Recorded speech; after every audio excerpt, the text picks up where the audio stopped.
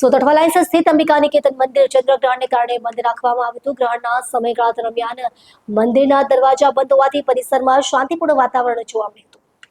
જોકે દરવાજા બંધ હોવા છતાં અનેક ભક્તો મંદિર બહાર પહોંચ્યા હતા અને બહારથી જ માતાજીના દર્શન કરી પ્રાર્થના કરતા જોવા મળ્યા હતા. ભક્તોની સગવડ અને સલામતીને ધ્યાનમાં રાખીને મંદિર સંચાલક ચંદ્રિકાબેન અંબિકા દ્વારા સ્પષ્ટતા કરવામાં આવી હતી કે આવતીકાલે સવારે મંદિર નિયમિત સમય પ્રમાણે ખુલશે અને ભક્તો સરળતાથી દર્શન કરી શકશે.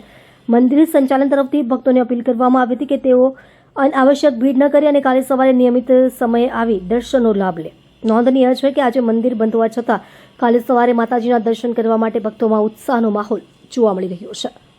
જી બા, આજે મંદિર બંધ છે તો કઈ પ્રકારનું આજે મંદિર બંધ છે? આજે મંદિર સવારે 7 વાગે આરતી કરી 8 વાગે અમે બંધ કર્યું છે.